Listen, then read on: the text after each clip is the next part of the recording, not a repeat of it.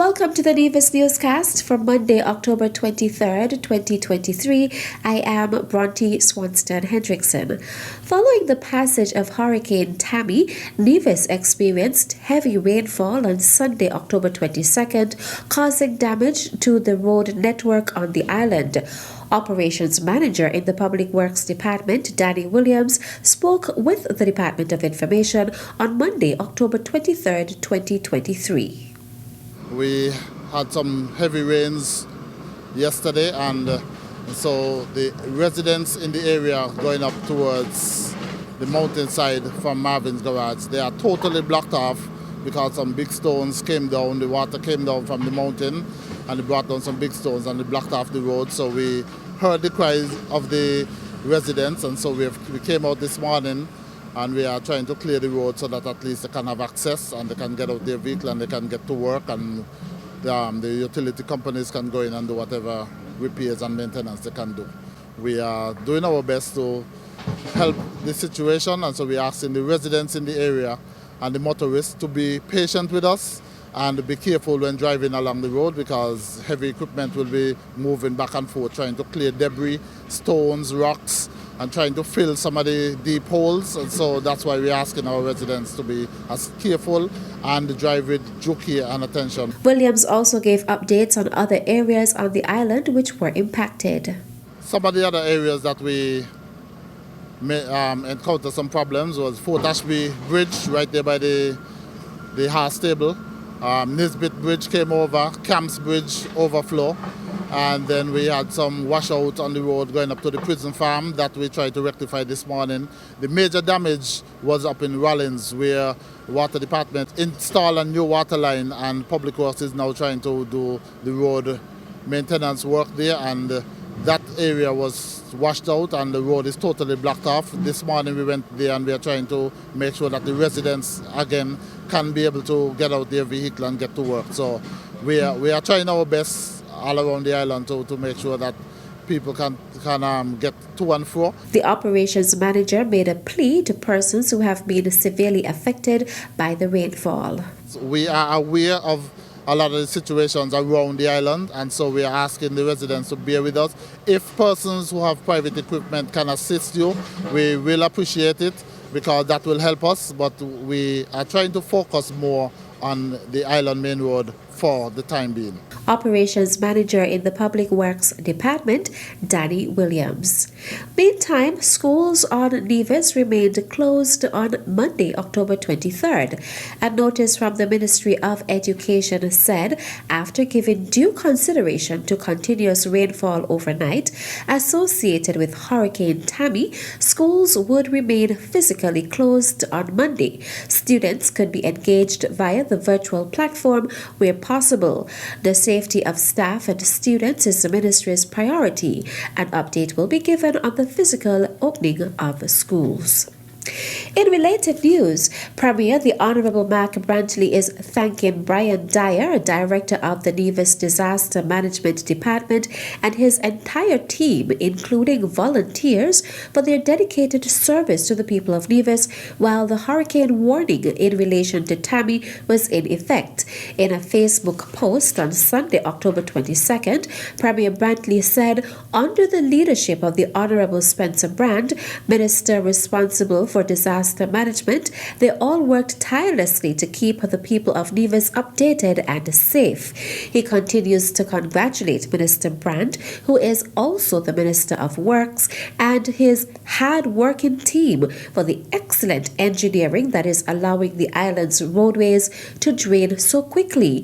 He assured those in affected areas that they will work quickly to resolve any issues. The Premier also expressed his thanks to Deputy Premier, the Honourable Eric Evelyn, for managing the island over the past 10 days as acting Premier. His regular updates assured the Premier that Nevis was in great hands.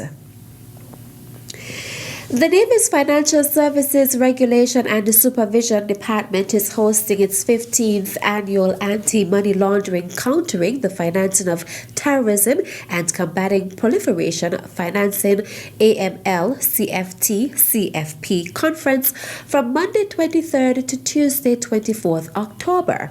The conference opened on Monday morning at the Four Seasons Resort with welcome remarks by moderator Laurie Lawrence and regulators' remarks by Heidi Lynn Sutton. I stand before you today to emphasize the critical importance of adhering to the spirit and premise of our conference theme, accountability in action, managing evolving compliance risks and threats. As guardians of integrity within our organizations, your role is pivotal in upholding the highest standards of compliance and ethics. In the dynamic landscape of AML CFT CPF, compliance officers, directors, senior management are the vanguards of accountability. You are not just gatekeepers, you are the architects of trust and credibility in the financial world. The theme underscores the proactive stance we must adopt. It is not merely about adhering to regulations and laws. It's about anticipating, understanding, and mitigating evolving risks. The spirit of the theme calls for a mindset shift, a culture where compliance is not seen as a mere obligation, but a fundamental commitment to integrity in our organizations and institutions and in the financial system at large. The keynote address was delivered by Calvin Wilson of global AML CFT consulting firm Calvin Wilson and Associates on the impact of AML, CFT, CPF compliance on business opportunities in international financial centers, IFCs. Monday's sessions also included promoting ethical and transparent corporate governance, strengthening governance and transparency in citizenship by investment programs, and navigating the cyber frontier. Premier the Honorable Mark Brantley addressed the conference as Minister of Finance in the Nevis Island administration. I feel that in these sessions, while we must be mindful of the OECD, the FATF, the CFATF, and all the rules that are being made for us, we must approach regulation for our own benefit. We must see regulation not as something being imposed on us from outside, not as us having to comply with rules that are being set by others. We must see in regulation an intrinsic value to protect our own reputation and the sustainability of our own financial systems. And that, for me, is why I think these sessions are so important. Not that we are unmindful of what some in the global community are saying or requiring.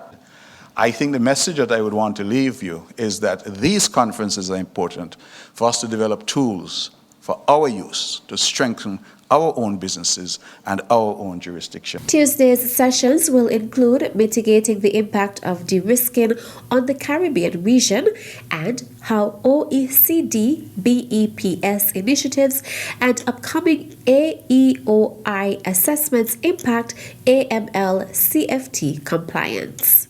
Still to come. This is a conference being put on by the Caribbean Tourism Organization in conjunction with the Nevis. The details after this break. As a responsible taxpayer, you help to finance free healthcare at all health centers on Nevis. Thank you for putting country above self. This message was brought to you by the Inland Revenue Department, Nevis. Be a responsible citizen.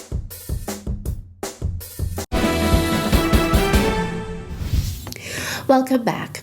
Nevis will host the 10th Tourism Human Resources Conference. The main aim is to bring together tourism practitioners, human resource professionals, tourism educators, trainers and consultants, as well as tourism and hospitality students of tertiary institutions. They will share and discuss the latest human resource trends and best practices, explore solutions and strategies on areas and issues affecting the tourism and hospitality hospitality sectors, provide updated information on various aspects of tourism development, enhance skills, and allow opportunities for professional networking.